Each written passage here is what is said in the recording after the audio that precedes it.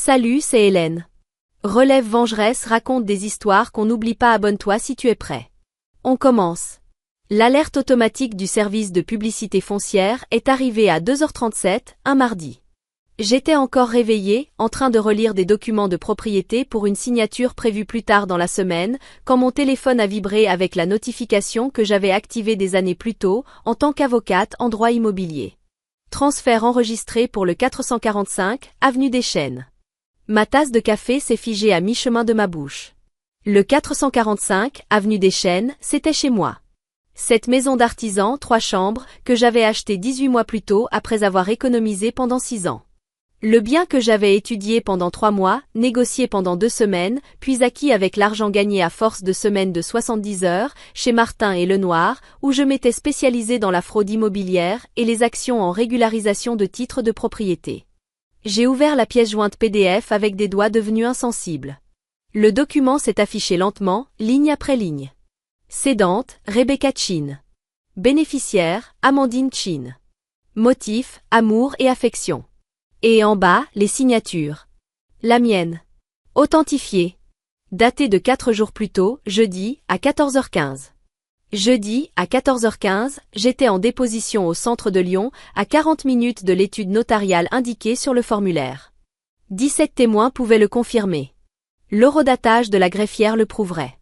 Quelqu'un avait imité ma signature sur un acte de cession, transférant ma maison de 830 000 € à ma sœur de 30 ans, qui vivait dans le sous-sol de mes parents avec 3 enfants de 2 pères différents et n'avait pas eu de travail depuis 4 ans. J'étais assise dans mon bureau, dans la maison qui, apparemment, ne m'appartenait plus, quand j'ai appelé ma mère à 2h41. Elle a décroché dès la première sonnerie. Réveillée. Comme si elle attendait. Tu as transféré ma maison à Amandine? J'ai gardé une voix posée. Ce calme d'avocate. Le ton que j'employais quand l'avocat d'en face venait de franchir une ligne déontologique. Ma mère a soupiré, avec ce souffle accablé qu'elle avait perfectionné en 31 ans à gérer les crises familiales provoquées par ma sœur. Rebecca, ta sœur a 3 jeunes enfants. Elle a besoin de stabilité. Toi, tu es célibataire. Tu travailles tout le temps. Tu n'as pas besoin d'autant d'espace. Tu as imité ma signature sur un acte de cession?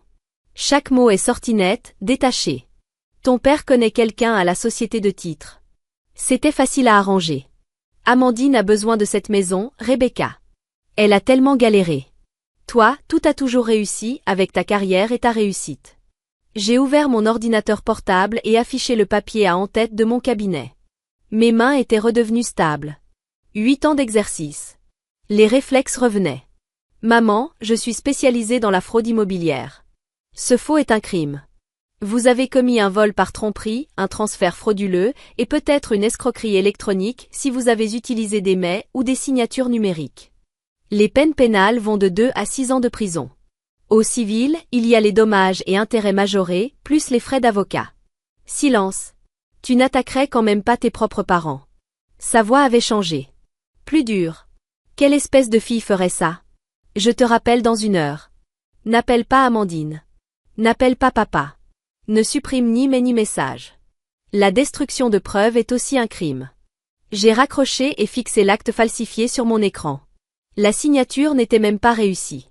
Ils avaient calqué mon nom depuis quelque part, sûrement à partir d'anciennes cartes d'anniversaire que j'avais signées, mais le sceau notarial était manifestement fabriqué. J'ai reconnu le format du numéro. Les règles officielles des sceaux notariaux avaient changé 8 mois plus tôt. Celui-ci utilisait l'ancien format. Bâclé. Prétentieux. Ils avaient cru que je ne le verrais pas. Ou que je ne me défendrais pas. Ils s'étaient trompés. Je n'ai pas dormi. À la place, j'ai ouvert le dossier que je tenais depuis 11 ans, depuis mes 20 ans, depuis le jour où j'avais enfin compris ce qu'était réellement ma famille. Le registre fantôme. Un relevé complet. Coût financier, 39 500 €. 26 000 € de prêts étudiants payés pour Amandine, de 2015 à 2019, après qu'elle eut abandonné sa licence en 3e année. Elle m'avait promis de me rembourser. Elle ne l'a jamais fait. 11 000 € prêtés à mes parents pour les 3 enfants d'Amandine, de 2018 à 2024, meubles pour bébé, facture médicale, avance pour la crèche. Tout était consigné dans PayPal, les virements bancaires et les notes du genre, urgence d'Amandine. 8 000 €, mon fonds d'études donné à Amandine pour une école d'esthétique quand j'avais 17 ans. Elle ne s'y est jamais inscrite. J'ai cumulé 3 emplois pour payer mon BTS. 5 700 €, le mariage d'Amandine, en 2019. J'étais sa témoin. Le mariage a tenu 11 mois. 3 500 €, assurance auto, forfait téléphonique, échéance de carte bancaire que j'avais réglée au fil des ans. 11 200 €, anniversaire, cadeau de Noël, fourniture scolaire pour les enfants d'Amandine, le temps qu'elle se remette sur pied. Total documenté, 11 200 €. Coûts émotionnels. Ma remise de diplôme en droit, en 2020. Mes parents sont partis plus tôt parce qu'Amandine avait une urgence. Elle avait reçu une contravention de stationnement. Ma promotion comme collaboratrice senior, en 2022. Le dîner familial a été annulé parce qu'Amandine avait besoin de quelqu'un pour garder ses enfants. Le discours de mon père à son pot de départ, en 2023. Je suis si fière de mes 2 filles. Amandine est une mère merveilleuse et Rebecca, eh bien, elle réussit très bien dans son travail. Chaque lettre de Noël. 3 paragraphes sur les enfants d'Amandine, leurs exploits, leurs moments adorables. Une seule phrase sur moi. Rebecca est toujours au cabinet. Coup d'opportunité. J'ai repoussé l'achat de ma maison de 2 ans pour couvrir les urgences d'Amandine. J'ai refusé une bourse à Paris parce que mes parents disaient avoir besoin de me garder près d'eux pour aider la famille. J'ai renoncé à mon voyage pour mes 30 ans à Nice pour payer le traitement dentaire urgent d'Amandine. J'avais tout archivé. Relevé bancaire, message, courriel, reçu PayPal. 11 ans à être la responsable, la sérieuse, celle qui avait la vie facile, parce qu'elle travaillait 70 heures par semaine au lieu d'avoir des enfants qu'elle ne pourrait pas assumer. À 3h47, j'ai enfin nommé ce que j'avais sous les yeux. Le schéma classique du bouc émissaire et de l'enfant préféré dans une famille narcissique. J'en avais entendu parler en thérapie 2 ans plus tôt. L'enfant préféré ne pouvait rien faire de mal. Les réussites du bouc émissaire étaient minimisées, ses ressources exploitées, ses limites ignorées. Pendant plus de 10 ans, j'avais financé mon propre abus. À 8h, je suis entrée dans la salle de conférence de mon cabinet et j'ai fermé la porte. Mon associé principal, Martin, a levé les yeux de son café. Je dois déposer une action en régularisation de titres de propriété et probablement des plaintes pénales pour fraude. Contre mes parents. J'ai posé les documents sur la table. L'acte falsifié, le registre fantôme, la chronologie prouvant que je ne pouvais pas avoir signé ce document. Martin a lu en silence pendant 30 secondes. C'est un cas d'école de transfert frauduleux de propriété selon le droit civil. La falsification constitue aussi une usurpation d'identité aggravée. Il a levé les yeux. Rebecca, vous n'avez rien fait d'illégal. Vous êtes la victime de plusieurs crimes. Voulez-vous poursuivre? Oui. Sans aucune concession. Je repensais au soupir de ma mère. Ta sœur en a plus besoin. Je repensais à 11 ans d'invisibilité, sauf quand ils avaient besoin d'argent. Sans aucune concession. À midi, j'avais lancé 4 procédures. Première, requête d'urgence pour rétablissement du titre de propriété. Devant le tribunal civil, demandant l'annulation immédiate de l'acte frauduleux. J'ai joint. L'acte de cession falsifié. Les registres de ma déposition prouvant que j'étais à 40 minutes du lieu au moment supposé de la signature. La certification du notaire confirmant mon absence. Je l'avais appelé à 9h. Il ne m'avait jamais rencontré. Il confirmait aussi que son sceau avait été contrefait. La société de titres avait également admis que Robert Sheen, mon père, avait demandé l'enregistrement comme un service entre connaissances. Deuxième, plainte pénale auprès du procureur. Infraction signalée. Usurpation d'identité aggravée. Falsification de documents. Escroquerie par tromperie pour un bien dépassant 100 000 €. Dissimulation frauduleuse de propriété. Troisième, signalement fédéral pour fraude électronique. La société de titres avait utilisé un système d'enregistrement numérique pour déposer l'acte. La fraude électronique est un délit fédéral grave. Quatrième, plainte déontologique auprès de l'ordre des avocats. L'avocat de la société de titres avait validé l'acte sans vérification appropriée. Il risquait de perdre son droit d'exercer. À 14h15, mon téléphone a sonné. Mon père. Rebecca, tu dois arrêter ça immédiatement. Sa voix portait ce ton autoritaire qu'il utilisait quand il attendait une obéissance immédiate. Tu ridiculises la famille. Amandine est dévastée. Ta mère pleure. C'est un simple malentendu. Papa, vous avez imité ma signature sur un document juridique pour voler ma maison. Ce n'est pas un malentendu. Ce sont plusieurs crimes. Nous sommes tes parents. Nous t'avons donné la vie. Tu nous dois bien ça. Je vous ai donné plus de 11 000 € en 11 ans. Tout est documenté. L'administration fiscale s'intéressera aussi aux 39 500 € de prêts étudiants que j'ai payés pour Amandine pendant que vous la déclariez comme personne à charge pour obtenir des avantages fiscaux. Fraude fiscale. Amende majorée plus remboursement complet. Peine pénale possible. Silence. Tu as gardé des dossiers? Sa voix s'était faite basse. Je suis avocate en droit immobilier, papa. Je documente tout. L'audience d'urgence fut fixée au vendredi, 3 jours plus tard. J'ai passé mercredi et jeudi à préparer le dossier. Mais le vrai travail était déjà fait. Les preuves étaient irréfutables. Mercredi soir, Amandine m'a appelé. Maman et papa disent que tu essaies de les envoyer en prison pour une maison. Sa voix tremblait. J'ai 3 enfants, Rebecca. Où veux-tu que je vive? Toi, tu n'as même pas d'enfants. Tu n'en as pas besoin. Amandine, arrête. J'étais épuisée. Tu savais qu'ils avaient imité ma signature? Maman m'a dit que tu avais accepté, que tu te sentais mal d'avoir plus que moi. Je n'ai jamais accepté. Ils ont commis une fraude. Tu occupes actuellement un bien volé. Tu dois quitter la maison dans les 7 jours ou tu seras ajouté comme co-accusé dans la procédure civile. Tu plaisantes? Je suis ta sœur. Tu es une femme de 30 ans qui a pris plus de 100 000 € chez moi en 11 ans sans jamais dire merci. Tu n'es pas ma sœur. Tu es quelqu'un que nos parents ont encouragé à croire que les ressources des autres existent pour toi. J'ai raccroché. Vendredi matin. Salle d'audience 4C. La juge Sarah Martinez présidait. Mes parents étaient assis avec un avocat commis d'office. Ils ne pouvaient plus se payer un avocat privé après que j'ai gelé le compte bancaire commun qu'ils avaient ouvert en 2019 en utilisant mon numéro de sécurité sociale. Un autre crime découvert pendant mon enquête. Amandine était assise derrière eux. Ses 3 enfants s'agitaient dans le public. La juge Martinez a examiné les pièces en silence. L'acte falsifié, l'horodatage de ma déposition, l'attestation du notaire, mon registre fantôme, et l'aveu de la société de titres. Madame Chin, dit-elle à ma mère. Contestez-vous avoir organisé le dépôt d'un acte frauduleux? Ma mère s'est levée. Votre honneur, j'essayais seulement d'aider ma fille Amandine. Elle a 3 petits-enfants. Rebecca a tellement. Répondez à la question. Avez-vous organisé le dépôt d'un acte transférant la propriété de Rebecca Chin à Amandine Chin sans le consentement de Rebecca? Oui, mais... La juge s'est tournée vers mon père. Étiez-vous impliqué dans cette transaction? L'avocat de mon père lui a murmuré quelque chose. Mon père l'a ignoré. Ma fille Amandine avait besoin d'aide. Rebecca ne comprend pas les obligations familiales. La juge Sarah Martinez a hoché la tête.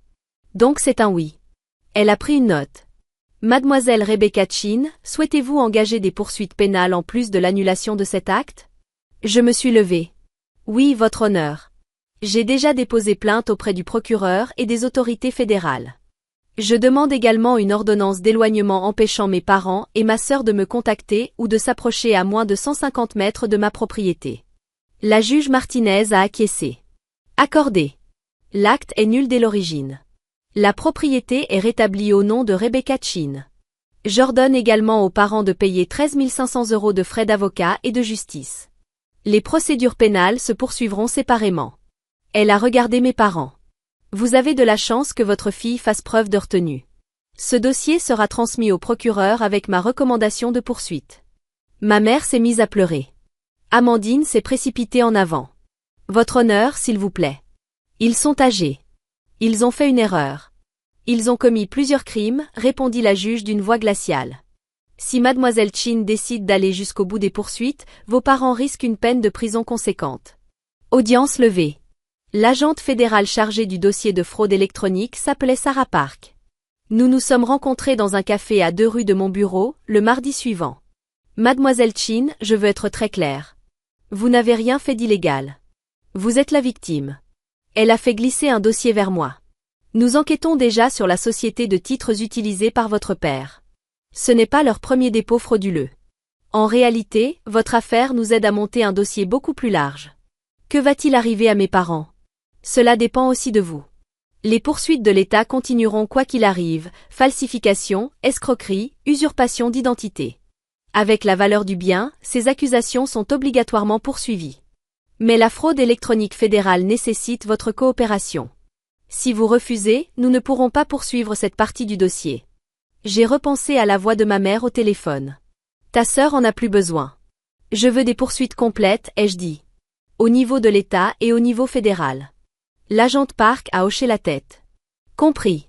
Puis elle a ajouté. Pour ce que ça vaut, j'ai vu beaucoup de fraudes familiales. Les cas comme le vôtre, où la victime est punie pour avoir réussi, où on lui reproche d'être responsable, cela me met en colère. Elle a fermé son dossier. Vos parents et votre sœur vous ont fait croire que vos réussites faisaient de vous quelqu'un d'égoïste. Ce n'est pas vrai. Vous ne devez votre maison à personne simplement parce que vous l'avez gagnée honnêtement. Les négociations ont commencé en novembre. L'avocat de mes parents m'a appelé directement, violant l'ordonnance d'éloignement. Je l'ai signalé. Il a été sanctionné.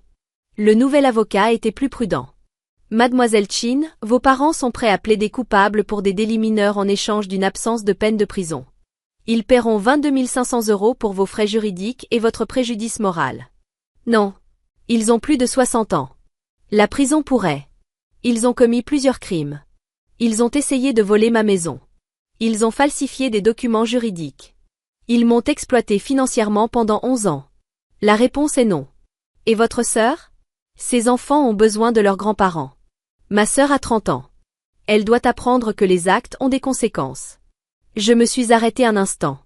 Si elle souhaite discuter de visites surveillées entre ses enfants et leurs grands-parents, elle pourra s'adresser à l'administration pénitentiaire en 2028. J'ai raccroché. Le procès était prévu pour mars 2026. Il n'a jamais eu lieu.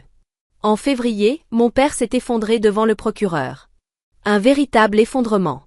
Il a tout avoué. Il a supplié pour obtenir de la clémence. Ma mère est restée silencieuse à côté de lui. Et pour la première fois de ma vie, je l'ai vu me regarder vraiment. Pas comme la fille responsable. Pas comme la solution de secours. Pas comme un distributeur automatique. Comme une personne qu'ils avaient blessée. Elle pleurait. Mais elle n'a pas demandé pardon. L'accord final. Mes deux parents ont plaidé coupables de vol aggravé et falsification. 18 mois de prison en établissement à sécurité minimale. 5 ans de mise à l'épreuve. 45 000 € de restitution. Et une interdiction permanente de me contacter. Amandine a été poursuivie comme complice, après que j'ai fourni des messages où elle reconnaissait que l'acte lui semblait suspect, mais qu'elle avait quand même emménagé dans ma maison. Elle a plaidé coupable pour un délit mineur. Mise à l'épreuve et 9 000 € de restitution. L'avocat de la société de titres a perdu son droit d'exercer. L'entreprise m'a versé 135 000 € pour régler la procédure pour faute professionnelle. 6 mois plus tard, j'étais assise dans mon bureau à domicile. Dans ma maison. Légalement. Indiscutablement. Mes parents purgeaient leur peine depuis 4 mois. Amandine vivait chez la mère de son ex-petite amie et travaillait à temps partiel dans un supermarché. Les enfants allaient bien. Leur père avait finalement pris leurs responsabilités pour organiser la garde. En août, ma plus jeune cousine, Emma, m'a appelée. 23 ans. Diplômée depuis peu. Elle allait commencer des études de droit. Rebecca, j'ai entendu ce qui s'est passé avec tes parents et Amandine. Ma mère m'a dit de rester loin de toi. Elle a hésité.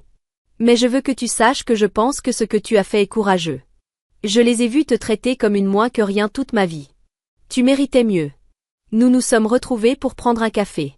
Elle m'a posé des questions sur la faculté de droit, sur mon cabinet, sur ma maison. Elle ne m'a pas parlé de drames familiaux. Elle ne m'a pas demandé d'argent.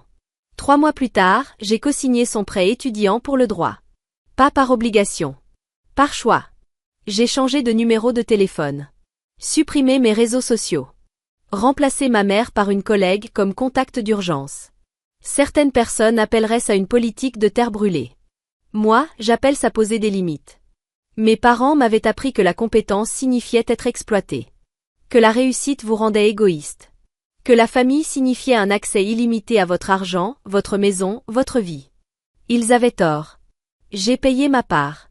11 200 € en argent, 11 ans de charges émotionnelles, et une tentative presque réussie de voler toute ma maison.